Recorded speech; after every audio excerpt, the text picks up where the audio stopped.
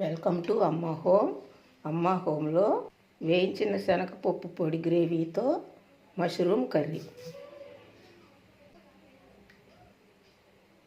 ఈ మష్రూమ్ కర్రీని ఎలా తయారు చేయాలో ఇప్పుడు చూపిస్తాను. మష్రూమ్స్ 200 గ్రాములు. మష్రూమ్స్ని శుభ్రముగా కడిగి ముక్కలుగా కట్ చేసుకోవాలి. స్టవ్ వెలిగించి పాన్ పెట్టి పాన్ వేడెక్కిన తర్వాత 3 టేబుల్ స్పూన్స్ ఆయిల్ వేసుకోవాలి.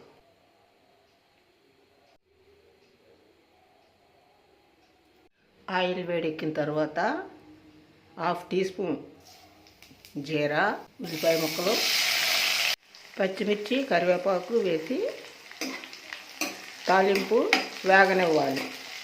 ఆనియన్స్ హాఫ్ బాయిల్ అయిన తర్వాత 1/2 టేబుల్ స్పూన్ పచ్చగా దంచుకున్న అల్లం వెల్లుల్లి పేస్ట్ వేసుకొని ఫ్రై చేయాలి.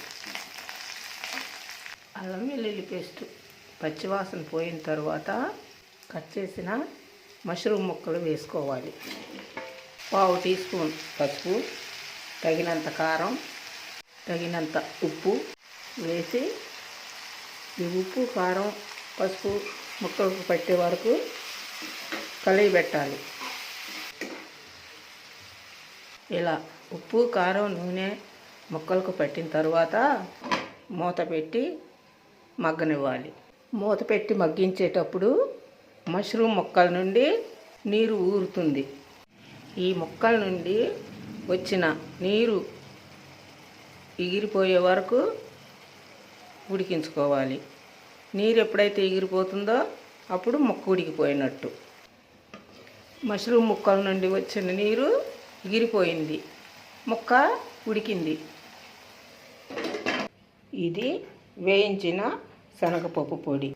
ఒక బౌల్ తీసుకుని ఈ శనగపప్పు పొడిని 1 టేబుల్ స్పూన్ బౌల్లో వేసుకుని 200 ml వాటర్ కొంచెం వేసుకుంటూ ఈ పొడిని ఉండలు లేకుండా కలుపుకోవాలి. ఇలా కలిపిన ఈ శనగపప్పు పొడి వాటర్ని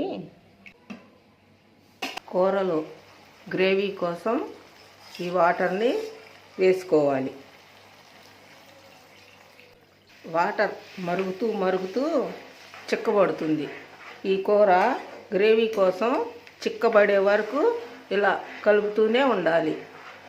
కూర చిక్కబడే ముందు 1/2 టీ స్పూన్ గరం మసాలా పొడి వేసుకోవాలి. మళ్ళీ కూర అంటకుండా కలిపి పెడుతూనే ఉండాలి. ఈ జారు మీద ఉడకనిస్తే చాలు. కూర గ్రేవీగా దగ్గర పడిపోయింది.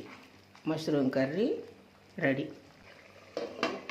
మూత పెట్టి స్టవ్ ఆఫ్ చేసుకోవటమే.